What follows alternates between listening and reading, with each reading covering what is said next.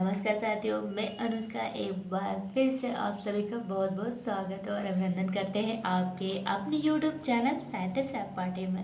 तो साथियों, आज मैं लेकर आई हूँ UGC नेट की यूनिट 9 में लगा निबंध उत्तरा फाल्गुनी। यह निबंध प्रसिद्ध ललित निबंधकार कुबेरनाथ राय का है, जो 1973 में प्रकाशित हुआ था। इनका जो ये निबंध है, ये विषाद योग निबंध संग्रह में संकलित है। तो जो इनके कुबेरनाथ के अन्य निबंध हैं, आइए उन पर भी चर्चा कर लेते हैं। कभी कभी ऐसा होता है कि एनटीए पूछ लेता है कि कुबेरनाथ रॉय के निबंध दे देगा और कहेगा इसमें से एक उनका नहीं देगा और पूछ लेगा कि इनका ये कौन सा नहीं है। और या तो कभी कभी निबंधों को क्रम से लगाने के लिए भी आ जाता है कि प्रकाशन वर्ष की दृष्टि से इनके निबंधों को क्रम से लगाइए। तो इनके निबंधों का प्रकाशन वर्ष भी देखते चलेंगे। तो इनके जो प्रसिद्ध निबंध हैं उसमें है प्रिया नीलकंठी, जो 1968 में प्रकाशित हुआ था। रस आखेटक, जो 1970 में प्रकाशित हुआ था। गंध मादन 1972 में। विषाद योग 1973 में। विषाद योग में ही ये उत्तरा फाल्गुनी निबंध संकलित है। पर्ण मुकुट और निषाद बांसुरी 1974 में। पर्ण मुकुट 1978 में। महाकवि की तर्जनी 1979 में। कामधेनु 1980 में। पत्रमणि पुतुल के नाम 1980 में। और त्रेता का बृहद मास 1986 में। इनके जो महत्वपूर्ण निबंध थे उनके बारे में हमने चर्चा कर ली है। तो आइए अब निबंध की ओर चलते हैं। तो सबसे पहले क्या है कि निबंध में कि जो ये उत्तरा फाल्गुनी है, तो ये फाल्गुनी जो है वर्षा ऋतु का जो अंतिम नक्षत्र होता है उसी के बारे में कवि ने लिखा है। लेकिन यहाँ पे उन्होंने नक्षत्र को, लेकिन लेखक ने इसे आयु के संदर्भ में प्रयोग किया है। जैसे 25 से 40 वर्ष तक का जीवन खूब आनंद का होता है, लेकिन 40 से लगते लगते हम भद्रपद के अंतिम नक्षत्र यानी उत्तरा फाल्गुनी में प्रवेश कर जाते हैं। तो आइए अब देर न करते हुए निबंध की ओर चलते हैं और उनकी महत्वपूर्ण पंक्तियों पर चर्चा कर लेते हैं। यही मोस्ट इम्पॉर्टेंट है कि वर्षा ऋतु की अंतिम नक्षत्र है उत्तरा फाल्गुनी। हमारे जीवन में गधा पचीसी सावन मन भावन है। बड़ी मौज रहती है, परंतु सतसवें के आते आते घनघोर भाद्रपद के असनी संकेत मिलने लगते हैं और 30 वर्षों में हम विदुन्मय भाद्रपद के काम क्रोध और मोह का तमिश्र सुख भोगते हैं। इसी काल में अपने अपने स्वभाव के अनुसार हमारी सी श्रद्धा कृतार्थ होती है। फिर 40वें लगते लगते हम भाद्रपद की अंतिम नक्षत्र फाल्गुनी में प्रवेश कर जाते हैं। तो ये यहाँ तक इम्पोर्टेंट है। मैं इम्पोर्टेंट जो पंक्तियाँ हैं उसको अंडरलाइन कर देंगे। हम भाद्रपद की अंतिम नक्षत्र फाल्गुनी में प्रवेश कर जाते हैं और 2-4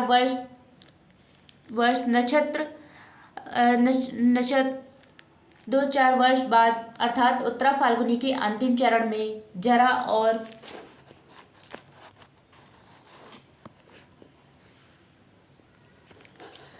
और जीर्णता की आगमनी का समाचार कल तुरंग दूर से ही हिनहिनाकर दे जाता है। वास्तव में सृजक संपृक्त सावधान, सतर्क, सचेत और कर्मठ जीवन जो हम जीते हैं वह है 30 और 40 के बीच। फिर 40 से 45 तक उत्तरा फाल्गुनी का काल है। इसके अंदर पग निक्षेप करते ही शरीर की सट उर्मियों में थकावट होने लगती है। अस्ति जयते वर्धते, ये 3 धीरे धीरे शांत होने लगते हैं। उनका वेग कम होने लगता है और इसके विपरीत 3 विपतरणे मते अपक्षीयते विनश्यते प्रबलतर हो उठती है। उन्हीं दोस्त बल मिल जाता है। वे शरीर में बैठे रिपुओं के साथ साग गांठ कर लेती है और फल होता है जरा के आगमन का। अनुभव है 45 के बाद ही शीश पर काश फूटना शुरू हो जाता है। वातावरण में लोमड़ी बोलने लगती है। शुक और सारिका उदास हो जाते हैं। मयूर अपने श्रृंगार क्लाप का त्याग कर देता है और मानस की अल्प वर्णा मारकन्याएं चौवानंदन और चित्रसारी त्याग कर प्रवज्जा का बलकल वशन धारण कर लेती है। अतः बचपन भले निर्मल प्रसन्न हो, गदहा पचीसी, यहाँ से अंडरलाइन कर लीजिएगा कि गदहा पचीसी भले ही मधुनी हो, परंतु जीवन का वह भाग जिस पर हमारे जन्म लेने को सार्थकता निर्भर है 25 और 40 या ठेल ठाल कर 35 के बीच पड़ता है। इसके पूर्व हमारे जीवन की भूमिका या तैयारी का काल है और इसके बाद फलागम या निमिसिस की प्रतीक्षा है, जो हमारे हाथ में था, जिसे करने में हम उन जन्मे थे, वह वस्तुतः घटित होता है। 25 यहाँ से 25 और 45 के बीच। इसके बाद तो जन्म और बुद्धि के वानप्रस्थ लेने का काल है। देह भले ही एक मध, 2 मध, असंख्य मध 60 वर्ष तक भोगती चले। इस 25-45 की अवधि में भी असल हीर रचती है 60उत्तरी। ये अंडरलाइन कर लीजिएगा, इम्पोर्टेंट है। 30उत्तरी के वर्षा का स्वभाव सिर पर चढ़ी तलवार की तरह है। वर्ष प्रतिवर्ष उन पर नई धार, नया तेज चढ़ता जाता है। 40वें वर्ष तक मुझे क्रोध आता है उन लोगों पर जो विधाता ब्रह्मा को बूढ़ा कहते हैं और चित्र में तथा प्रतिमा में उन्हें वयोवृद्ध के रूप में प्रस्तुत करते हैं। मैंने दक्षिण भारत के एक मंदिर में एक बार ब्रह्मा की एक अत्यंत सुंदर 30उत्तरी युवा मूर्ति को देखा था। देखकर ही मैं कलाकार की औचित्य मीमांसा पर मुग्ध हो गया। जो सृजक है, जो सृष्टिकर्ता है, वह निश्चय ही चिर युवा होगा। प्राचीन या बहुकालीन का अर्थ जर्जर या बूढ़ा नहीं है। जो सृजक है, पिता है, प्रॉफिट है, नई लीगों का जनक है, प्रजाता है, वह रूप माधव या रोमांटिक काम किशोर भले ही ना हो, परंतु वह दांत छरा, बाल झरा, गलितम पलितम मुंडम कैसे हो सकता है? उसे तो अनुभवी पुंगव 30उत्तर युवा के रूप में ही स्वीकारना होगा। ये इम्पोर्टेंट है प्रजाता तक। फिर इसके बाद जवानी एक चमाचम धारदार खड़ग है, उस पर चढ़कर 80 धाराव्रत या वीरचार करने वाली प्रतिभा ही पावक दग्ध होठों से देवताओं की भाषा बोल पाती है। युवा अंग के पोर पोर में फास्फोरस जलता है और युवा मन में उस फास्फोरस का रूपांतर हजार हजार सूर्यों के सम्मिलित पावक में हो जाता है। मेरी समझ में, यहाँ से अंडरलाइन कर लेना, मेरी समझ में सृष्टिकर्ता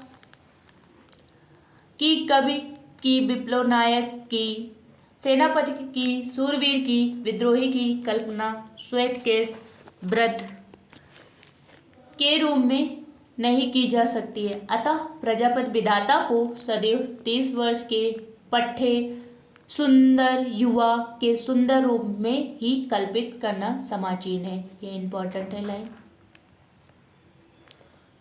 वास्तव में 30वां वर्ष जीवन के सम्मुख फड़ उठाए एक प्रश्न चिन्ह को उपस्थित करता है और उस प्रश्न चिन्ह को पूरा उसका समाधान मूल्य हमें चुकाना ही पड़ता है। किसी भी पुरुष या किसी भी पुरुष या नारी की कीर्ति गरिमा इसी प्रश्न चिन्ह की गुरुता और लघुता पर निर्भर करती है। गौतम बुद्ध ने 29 वर्ष की अवस्था में गृह त्याग कर अमृत के लिए महाभिनिष्क्रमण किया। यीशु क्राइस्ट ने 30 वर्ष की अवस्था में अपना प्रथम संदेश सरमन ऑन द माउंट गिर शिखर प्रजनन दिया था। ये इम्पोर्टेंट है, ये अंडरलाइन कर लीजिए और नोट करते चलिएगा।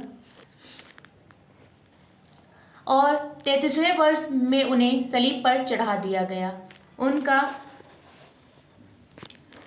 उनका समूचा उपदेश काल 3 वर्ष से भी कम रहा।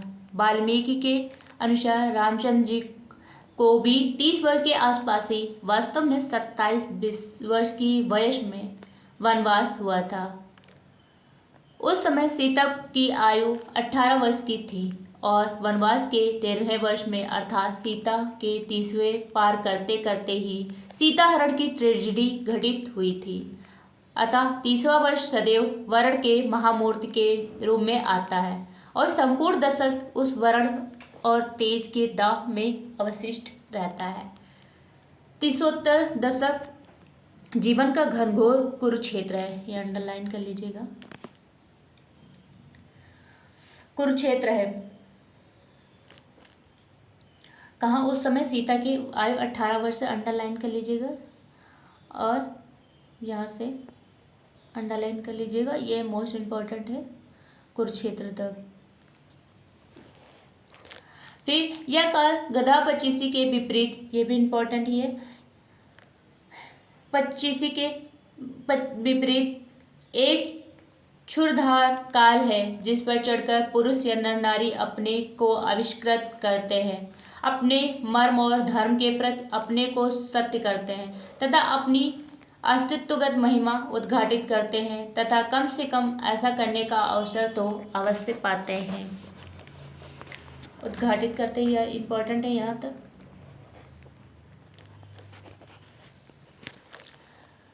चालीस लगने के बाद 45 तक यथास्थिति की उत्तरा फाल्गुनी चलती है और इसमें ही जीवन की प्रतिकूल और अनुकूल उर्मियाँ परस्पर के संतुलन को खोना प्रारंभ कर देती हैं और प्राण शक्ति अवरोहण की ओर उन्मुख हो जाती हैं। इसके बाद अनुकूल उर्मियाँ स्पष्ट थक हर होने लगती हैं और प्रतिकूल उर्मियाँ प्रबल होकर देह की गांठ गांठ में बैठे रिपुओं से मेल कर बैठती हैं। मन हारने लगता है, श्रेष्ठ अनाकर्षक और रति प्रतिकूल लगने लगती है। बुद्धि का तेज घट जाता है और वह स्वीकार पंथी कन्फर्मिस्ट होने लगती है एवं आत्मा की दाहक तेजमयी शक्ति पर विकार का धूम्र छाने लगता है। मैं तो यहाँ पर 45वें वर्ष की बात कर रहा हूँ, परंतु मुझे स्मरण है दोस्तोयेव्स्की जिसने 40 के बाद ही जीवन को धिक्कार दिया था। मैं 40 वर्ष जी चुका हूँ। 40 वर्ष तो ही असली जीवन काल है। तुम जानते हो कि 40वां माने चरम बुढ़ापा। दरअसल 40 से ज़्यादा जीना असभ्यता है, अश्लीलता है, अनैतिकता है। भला 40 से आगे कौन जीता है? मूर्ख लोग और व्यर्थ लोग। नोट्स फ्रॉम अंडरग्राउंड से, ये इम्पोर्टेंट है। दोस्तों विस्की की इस उक्ति पर यदि शाब्दिक अर्थ न लिया जाए तो मेरी समझ में इसका यही अर्थ होगा कि 40 वर्ष के बाद जीवन के सहज लक्षणों का परिवर्धन सृजन का आत्मिक और मानसिक स्तरों पर ह्रास होने लगता है।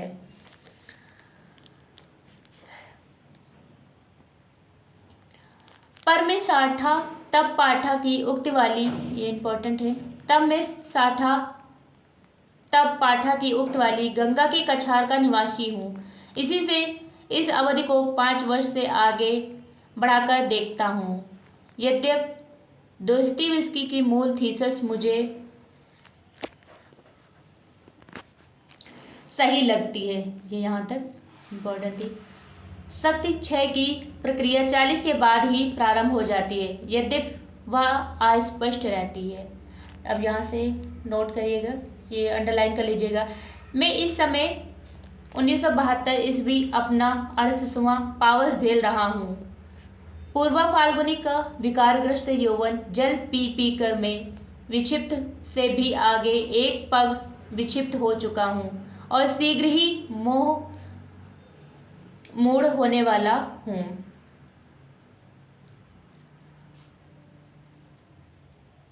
मोह झेल रहा हूँ, यहाँ तक करिएगा, ठीक है। झेल रहा हूँ ये इंपॉर्टेंट है, इतना अंडरलाइन कर लीजिएगा। भद्र को पहली नक्षत्र है मघा। मघा में अगाध जल है। पृथ्वी की तृषा अश्लेषा और मघा के जल से ही तृप्त होती है। यदि मघा में धरती की प्यास नहीं बुझती है तो उसे अगले संवत्सर तक प्रतीक्षा करनी पड़ती है। न केवल परिमाण में बल्कि गुण में भी मृगा का जल श्रेष्ठ है। मघा, अब ये भी पूछ सकता है कि सब नक्षत्रों में कौन सा नक्षत्र श्रेष्ठ है, तो आप बताएंगे कि मघा नक्षत्र सब नक्षत्रों में श्रेष्ठ है। ये इम्पोर्टेंट है, इसको अंडरलाइन कर लेना। उत्तरा फाल्गुनी मत लगाइएगा, क्योंकि उत्तरा फाल्गुनी निबंध का नाम है तो ज़्यादातर बच्चे कंफ्यूज हो जाते हैं। तो मघा नक्षत्र जो है सर्वश्रेष्ठ है। की झड़ी झकार का स्तोगान कवि और किसान दोनों खूब करते हैं। बरसे मघा झकोर झकोर, ये इंपॉर्टेंट है जितनी पंक्तियां हैं। मोर दुई नैन चुए जस और मघा बरसे मानो दूध वर्षा मधु वर्षा, ये इंपॉर्टेंट है। इस मघा के, यहाँ से अंडरलाइन के लीजिएगा। इस मघा के बाद आती है उत्तरा फाल्गुनी, जो बड़ी ही रंडी कंडम नक्षत्र है।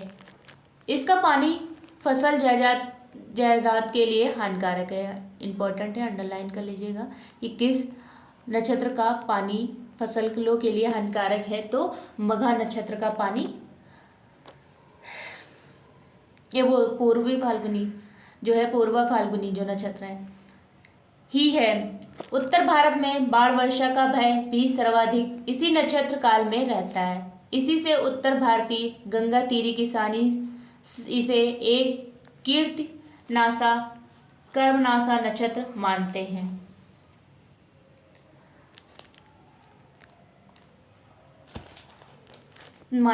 इसके बाद आती है उत्तरा फाल्गुनी। और उत्तरा फाल्गुनी भाद्रपद की अंतिम नक्षत्र, जो समूचे पावस में मघा के बाद दूसरी उत्तम नक्षत्र है। इसका पानी स्वस्थप्रद और सौभाग्य कारक होता है। इस अर्थ से पावस में अपने जीवन में पूर्व फाल्गुनी काल भोग रहा हूँ।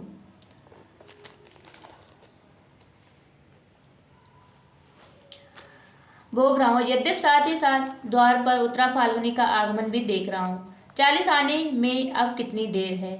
आज पूर्वा फाल्गुनी का अंतिम पान पात्र मेरे होठों से, ये इंपॉर्टेंट है यहाँ से, अतः आज पूर्वा फाल्गुनी का अंतिम पान पात्र मेरे होठों से संलग्न है। क्रोध मेरी खुराक है, लोभ मेरा नयन अंजन है और काम भुजंग मेरी क्रीडा साचर है। इनको ही मैं क्रमशः विद्रोह, प्रगति और नवलेखन कहकर पुकारता हूँ। भले ही यह विकार जल हो, भले ही इसमें श्रेय प्रेय गति मुक्त कुछ भी नहीं ना हो, परंतु इसमें जीर्णता और जर्जरता नहीं, यह जरा और वृद्ध का प्रतीक नहीं। ये इतनी इंपॉर्टेंट लाइन है। पूर्व फाल्गुनी द्वारा प्रदत्त विक्षिप्तता भी यौवन का ही एक अनुभव है। मुझे लग रहा था कि मेरे भीतर कोई उपंग बजा रहा है, क्योंकि मेरे सन्मुख द्वार पर काल नटनी अर्थात उत्तरा फाल्गुनी त्रिभंग रूप में खड़ी है और मैं उसमें मार की 3 कन्याओं तृषा, रति और आरती, ये तीनों का नाम याद रखिएगा कि इन 3 कन्याओं का क्या नाम है, तृषा, रति और आरती को एक साथ देख रहा हूँ। कंचन पद्म कांति कर पल्लव कुड़ित केश बिंबधर विशाल बंकिम भू भ्रू, दक्षिणावर्त, नाभि और त्रिवाली त्रिबली त्रिबली रेखा से युक्त इस भुवन मोहन रूप को मैं देख रहा हूँ और इसको आगमनी में अपने भीतर बजती उपंग को निरंतर सुन रहा हूँ। उपंग एक विचित्र बाजा है। काल पुरुषों की उंगलियां चटाक चटाक पड़ती है और आहत नाद का छंदोबद्ध रूप निकलता है। बीच बीच में हिचकी के साथ यह हिचकी भी इसी काल विदूषक की बढ़ती है और यह उपंग के तालबद्ध स्वर का अधिक सजीव और मार्मिक कर देती है। मैं अपने भीतर बसते यौवन का यह उपंग संगीत सुन रहा हूँ और अपने मनोविकारों का छक कर पान कर रहा। मुझे कोई चिंता नहीं, अभी वानप्रस्थ का शरद काल आने में काफी देर है। इस क्षण उसकी क्या चिंता करो, इस क्षण तो बस मौज ही मौज है, भले ही वह कटतिक्त मौज क्यों ना हो। काम भुजंग के डसने पर तो नीम भी मीठी लगती है, अतः यह काल नटी या पूर्वा फाल्गुनी या उत्तरा फाल्गुनी या नैना जोगिन कितनी भी भ्रांति माया या मृगजाल क्यों ना हो, मैं इसके रूप में आबद्ध हूँ। इसमें मुझे वही स्वाद आ रहा है जो मायापति भगवान को अपनी माया के काम मधु का स्वाद लेते समय प्राप्त होता है और जिस स्वाद को लेने के लिए वे परम पद के भास्वर सिंहासन को छोड़कर हम लोगों के बीच बार बार आते हैं। अतः उस समय मुझे कोई चिंता, कोई परवाह नहीं। परंतु एक न एक दिन वह क्षण भी निश्चय ही उपस्थित होगा जिसकी श्रृंगारहीन शारद यवनिका के पीछे जीर्ण हेमंत और मृत्यु शीतल शिशिर की प्रेत छाया झलकती रहेगी। उस दिन तुम क्या करोगे, ये इंपॉर्टेंट है। उस दिन तुम क्या करोगे, इससे अंडरलाइन कर लीजिएगा, यहाँ से अंडरलाइन करिएगा। उस दिन तुम क्या करोगे, तुम्हारे पास कोई बीज मंत्र, कोई टोटका, कोई धरणी मंत्र जिसे तुम अगले 20-22 वर्षों के लिए उस उत्तरा फाल्गुनी के पगों को स्तंभित कर दो और वह अगले 20-22 वर्ष तुम्हारे द्वार देश पर शिथिल दक्षिण चरण ईशत क्रंचित जान के साथ अभंग मुद्रा में नतग्रीव खड़ी रहे और तुम्हारे हुक्म की प्रतीक्षा करती रहे। कोई ऐसा जीवन दर्शन प्रतीक्षा करती रहे तक नोट करिएगा, ठीक है, ये इम्पोर्टेंट थी।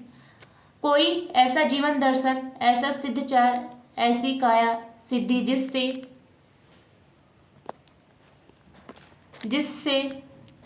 बाहर शरद शिशिर पतझर हेमंत आए और जूझते हार खाते चले जाए।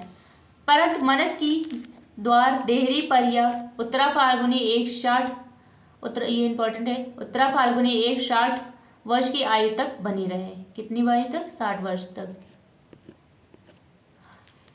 कोई ऐसा उपाय यह प्रश्न रह रहकर मैं स्वयं अपने ही से पूछता हूँ। आज से 13 वर्ष पूर्व भी मैंने इस प्रश्न पर चिंता की थी और उक्त चिंतन जो समाधान निकला उसे मैंने कार्य रूप में परिणित कर दिया। परंतु इन 13 वर्षों में असंख्य भाव प्रतिभाओं के मुंडपात हुए और आज मैं मूल्यों के कबंध वन में भाव प्रतिभाओं के केतु कांतार में बैठा है। आज जगत वही नहीं रहा जो 13 वर्ष पूर्व था। एक ग्रीक दार्शनिक, ये इंपॉर्टेंट है, एक ग्रीक दार्शनिक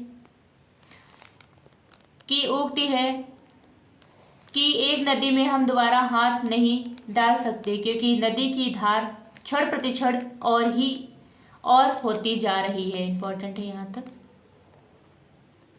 किस दार्शनिक का उल्लेख है, ग्रीक दार्शनिक का।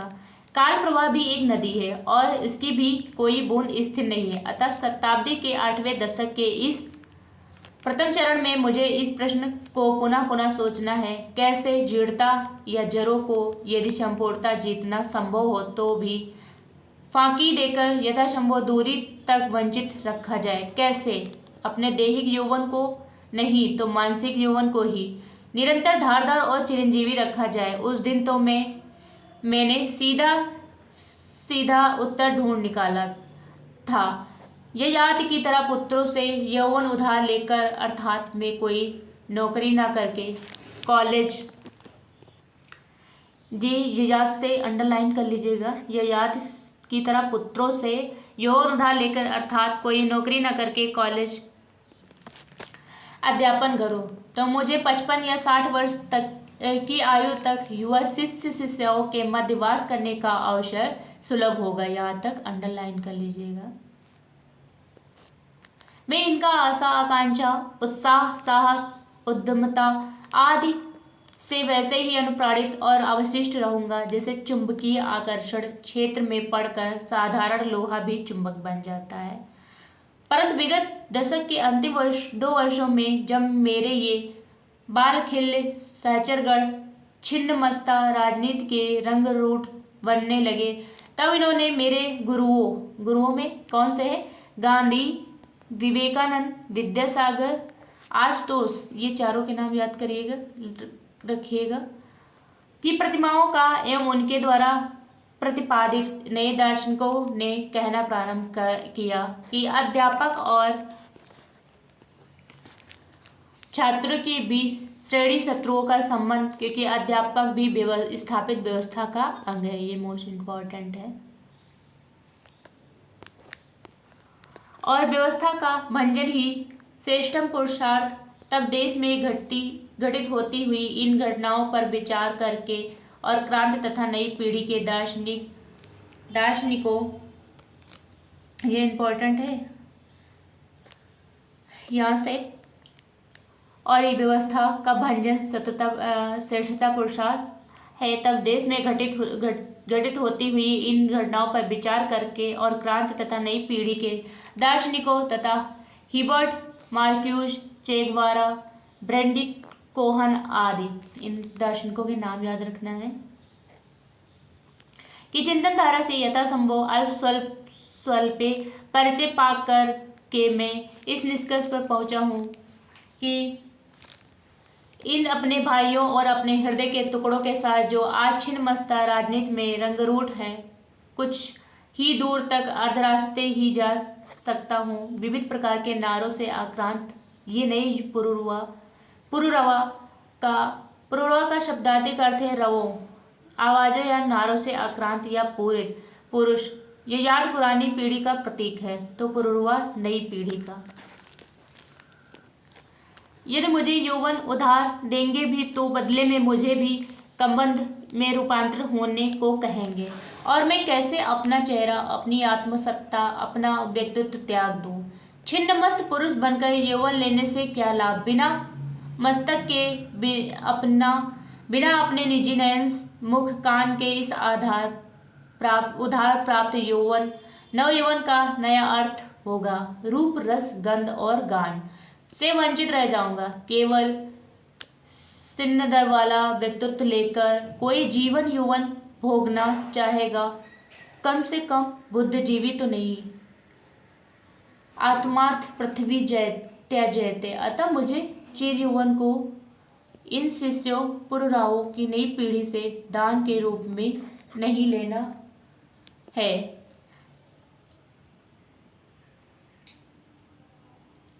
यहाँ से क्या लाभ तक से हमको अंडरलाइन करना है, ठीक है।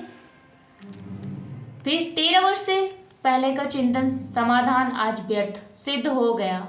मुझे अन्यत्र चिरयौवन का अनुसंधान करना है।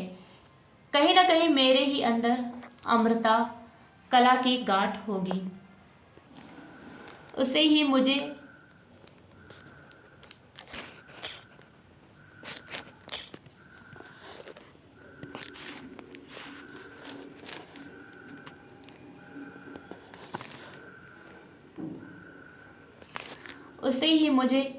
आविष्कृत करना होगा। जो बाहर अप्रय है वह सब कुछ भीतर भीतर सुलभ है। मैं अपने ही हृदय समुद्र का मंथन करके प्राण और अमृत के स्रोत किसी चंद्रमा को आविष्कृत करूंगा।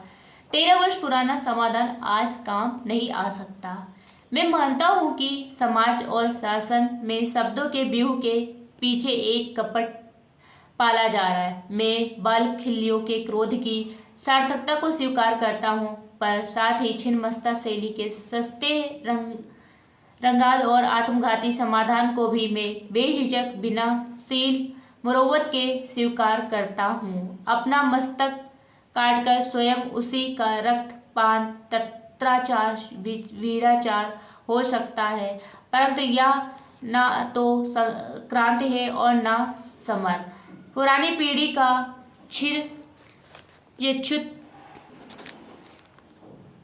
चिरच्छयत्व तो मुझे भी अच्छा नहीं लगता। मैं चाहता हूँ कि आप पीढ़ी अब खिजाब आरशी का परित्याग करके संन्यास ले, शासन और व्यवस्था की पुतली घरों की मशीन कन्याएं ले, शासन और व्यवस्था की पुतली घरों की मशीन कन्याएं ले। उनकी बूढ़ी उंगलियों के सूत्र संचालन से ऊब गई हैं और उनकी गति में रह रहकर छंद पतन हो रहा है। यह बिल्कुल न्याय संगत प्रस्ताव है कि पूर्व पीढ़ी अपनी मनुस्मृति और कोपीन बगल में दबाकर पुतली घर से बाहर हो जाए और नई पीढ़ी को अर्थात हमें और हमारे बलखलियों को अपने भविष्य के यश अपयश का पट स्वयं बुनने का अवसर दें, जिससे वे भी अपने कल्पित नक्शे, अपने अर्जित हुनर को इस कीर्त पट पर काढ़ने का अवसर पा सकें। यह सब सही है, परंतु क्या इन सब बातों की संपूर्ण सिद्धि के लिए इस पुतली घर का ही अग्निदाह पुरानी पीढ़ी द्वारा बुने कीर्तिपट की विस्तार का दाव है? उनके श्रम फल का तिरस्कार आदि आवश्यक है। क्या ऐसा सब करना एक आत्मघाती प्रक्रिया नहीं? इस स्थल पर डॉक्टर राधाकृष्णन, ये नाम याद रखिएगा, ये जो जितने भी नाम आते हैं ये इम्पोर्टेंट होते हैं। आचार्य विनोबा भावे की राय को उद्धृत करूं तो वह क्रांति के इन दुग्ध कुमारों के लिए कोड़ी की ही तीन ही होगी। अतः मैं लेनिन, ये इम्पोर्टेंट है, लेनिन का विचार, कि मैं लेनिन जैसे महान क्रांतिकारी की राय उद्धृत कर रहा हूँ। 1922 में लेनिन ने लिखा था, क्या लिखा था, ये भी इम्पोर्टेंट है, कि उस सारी सभ्यता संस्कृति को जो पूंजीवादी निर्मित कर गया है उस हमें स्वीकार करना होगा। ये इम्पोर्टेंट है, मोस्ट इम्पोर्टेंट लाइन है। और उसके द्वारा ही समाजवाद गढ़ना होगा। पूर्व पीढ़ी के सारे ज्ञान, सारे विज्ञान, सारी यांत्रिकी को स्वीकार कर लेना होगा, उसकी सारी कला को स्वीकार कर लेना होगा। हम सर्वहारा संस्कृति के निर्माण की समस्या तब तक हल नहीं कर सकते जब तक यह बात साफ साफ न समझ लें कि मनुष्य की जात के लिए सारे विकास और संपूर्ण संस्कृति ज्ञान को आहरण किए बिना यह संभव नहीं है। ये इम्पोर्टेंट पंक्तियां हैं। और उस समझ का सर्वहारा संस्कृति की पुनर्रचना करने में हम सफल हो सकेंगे। सर्वहारा संस्कृति अज्ञात शून्य से उपजने वाली चीज नहीं और न यह उन लोगों के द्वारा गढ़ी ही जा सकती है जो सर्वहारा संस्कृत के विशेषज्ञ विद्वान कहे जाते हैं। ये सब बातें मूर्खतापूर्ण, इनका कोई अर्थ नहीं होता। ये यहाँ तक इम्पोर्टेंट ही, इनको अंडरलाइन कर लीजिएगा। सर्वहारा संस्कृत उसी ज्ञान का स्वाभाविक सहज विकास होगी जिस पूंजीवादी, सामंतवादी और अमलातांत्रिक व्यवस्थाओं के जुए के नीचे हमारी संपूर्ण जात ने विकास किया है। यह बात स्वामी दयानंद, पंडित महावीर प्रसाद द्विवेदी, इन सबके नाम याद रखिएगा। बहुविकल्पी में ऐसे ही पूछ लेता है कि किनका जिक्र हुआ था, या ऐसे पूछ लेगा इनमें से किसका जिक्र नहीं हुआ था इस निबंध में। द्विवेदी की, महावीर प्रसाद द्विवेदी की होती तो बड़ी आसानी से कह सकते गोली मारो, सब बुर्जुआ बकवास है, पर कहता क्रांतिकारियों का पितामह लेनिन, जिसे इस कट्टर बंगाली मार्क्सवादी नीरेंद्र नाथ रॉय ने अपनी पुस्तक शेक्सपियर हिज ऑनियस पृष्ठ के पृष्ठ 49 और 50 पर उद्धृत है। ये इम्पोर्टेंट है, यहाँ तक अंडरलाइन कर लीजिएगा। आज प्राय लोग पुकार कर कहते हैं, देखो देखो जोखिम उठा रहा हूँ, मूल्य भंजन कर रहा हूँ। अरे बंधु, जोखिम उठा रहे हो या नाम कमा रहे हो? यह तो आज अपने को प्रतिष्ठित बनाने और जागृत सिद्ध करने का सबसे सटीक तरीका, शॉर्टकट यानी तिरछा रास्ता है। जोखिम तुम कहाँ उठा रहे हो? तुम तो धार के साथ बह रहे हो। यह बड़ी आसान बात है। आज जोखिम वहाँ उठा रहा है जो नदी की वर्तमान धारा के प्रतिकूल धार के हुक्म का स्वीकारते हुए कह रहा है, मूल्य भी क्या तोड़ने की चीज है? जो तोड़ोगे वह बदला जा सकता है, तोड़ा नहीं जा सकता। मूल्य स्थिर या सनातन नहीं होता, यह भी मान लेता हूँ, परंतु यह अविच्छिन्न प्रवाह, मूल्य प्रवाह एक सनातन मूल्य है। परंपरा का अस्तित्व तो मानना ही होगा। नए बाल खिल, ये इंपॉर्टेंट है यहाँ से, नए बाल खिल दार्शनिक कहेंगे या धार के विपरीत जाना हुआ तो या तो प्रतिक्रियावाद है, ये यहाँ तक इम्पोर्टेंट है। ऐसी अवस्था में मैं उन्हें उत्तर है कि कभी कभी नदी की धार प्रतिभ्रष्ट, ये यहाँ से इम्पोर्टेंट है लाइन, कभी कभी नदी की धार प्रतिभ्रष्ट हो जाती है, वह सदैव प्रगति की दिशा में नहीं बहती, यह स्वभाव में से अधोगति की ओर जाने वाली होती है। और आज तो वान्याकाल है, वान्याकाल में धार प्रतिभ्रष्ट रहती है, वह कर्मनाशा कीर्तिनाशा कालमुखी बनकर हमारे गांव को रसातल में पहुंचाने जा रही है। अतः इस क्षण हमारी प्यारी नदी ही शत्रुरूपा हो गई है, और यदि गांव को बचाना है तो हम धार के प्रतिकूल समर करेंगे, यहाँ तक इम्पोर्टेंट है। यदि हम अपना घर द्वार फूंक कर तमाशा देखकर मौज लेने वाले आत्मभोगी नीरों की संतानें नहीं हैं तो हमें इस नदी में समर करना ही होगा। यही हमारी जिज्ञासा की मांग है, और इसके प्रतिकूल जो कुछ कहा जा रहा है वह नई पीढ़ी की बात हो या पुरानी की मुमुचा की मुक्ति भोग है। यह सब विद्रोह नहीं, बुर्जुआ डेथविश का नया रूप है। अतः मैं धार के साथ न बहकर अकेले अकेले अपने अंदर की अमृता कला का आविष्कार करने को कृत संकल्प हूँ। बिना विरोध के, बिना तट के जो धार है वह कालमुखी वान्या है, रोधवती और तटनी नहीं। या तो मैं नहीं मानता हूँ कि सृजक या रचनाकार के लिए नॉन कन्फर्मिस्ट होना जरूरी है, इसके बिना इसकी रक्षा प्राणवती नहीं हो पाती है। नई लीक, नई खोज पाती। अतः मुझे भी विद्रोही दर्शनों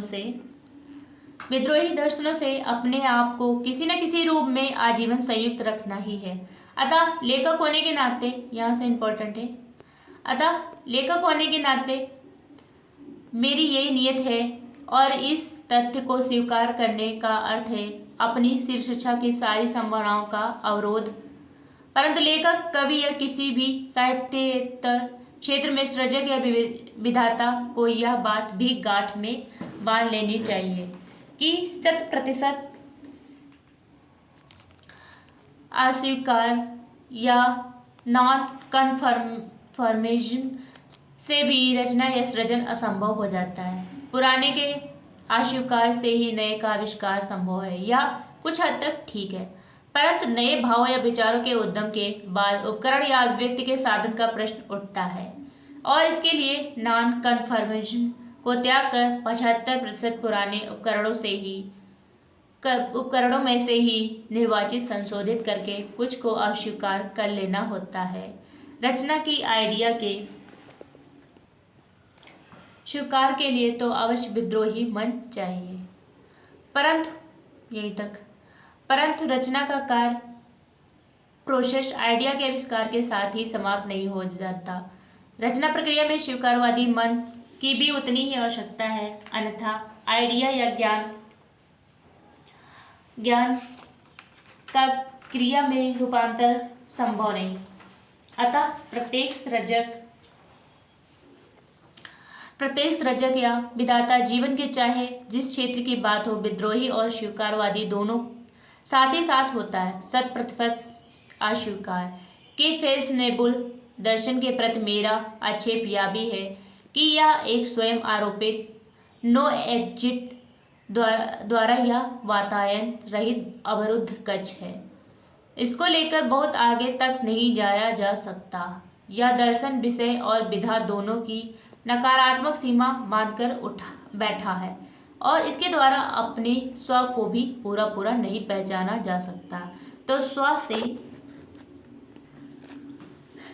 स्व से बाहर इतिहास समाज को समझने की तो बात ही नहीं उठती। यह 100% अस्वीकार का दर्शन कभी अस्तित्ववाद का चेहरा लेकर आता है तो कभी नव्य मार्क्सवाद का, क्लासिकल मार्क्सवाद से भिन्न। ये दोनों मानसिक बौद्धिक स्तर पर मुसेरे भाई हैं। कौन कौन से? क्लासिकल और मार्क्सवाद। ये भी इम्पोर्टेंट है, बोल सकता है कि कौन सा है? मौसेरे भाई है। ये एक ही हास्योन्मुख संस्कृत की संतानें हैं। अब ये इम्पोर्टेंट है। कौन सा? योग शास्त्र के मन की 5 अवस्थाएं कही गई है। कौन कौन सी हैं? क्षिप्त, विक्षिप्त, विमूढ़, निरुद्ध और अवरोध। ये इम्पोर्टेंट है, यहाँ तक अंडरलाइन कर लीजिएगा, पूछ सकता है। योग शास्त्र की 5 अवस्थाएं कौन कौन सी हैं? ये दोनों दर्शन विमूढ़ स्थितियों के 2 भिन्न संस्करण हैं, अतः दोनों त्याज्य हैं। यह बाढ़ वान्या का काल है। नदी अपनी दिशा भूलकर कूल छोड़कर उन्मुक्त हो गई है, अतः बुद्धिजीवी वर्ग से धीरता और संयम अपेक्षित है। घबराकर वान्या की प्रतिभ्रष्ट धारा के प्रति आत्मसमर्पण करने की अपेक्षा जल के उत्तरण वान्या के उतार की प्रतीक्षा करना अधिक उचित है। पानी हटने पर नदी के कूला के बीच लौट जाएगी। नदी अपनी संज्ञा यदि बदल भी दे तो भी नई संज्ञा के साथ कोई कूल नहीं अवरोध, तो उसे स्वीकार करना ही होगा। यह नया कूल भी उसी पुराने कूल के ही समानांतर होगा। नदी तब भी समुद्रोन्मुखी ही रहेगी, उलटकर हिमाचलमुखी कभी भी नहीं हो सकती। अतः इस वान्या नाट के निष्कंभक के बीच का समय मैं तो ना तो बहुत महत्वपूर्ण मानता हूँ और ना बहुत चिंताजनक। मैं बिल्कुल अविचलित हूँ। मेरा विश्वास है कि कल नहीं तो परसों हम अर्थात पुरानी पीढ़ी का युवा और मेरे बाल खिले छात्र छात्राएं अर्थात नई युवा पीढ़ी दोनों मिलकर इस शासन व्यवस्था के पुतली घर की नृत्य कन्याओं के कथक नृत्य को साथ साथ संचालित करेंगे। अतः पुतली घर ऐसा है कि इसमें अनुशासित, संयमित, तालबद्ध कथक ही चल सकता है।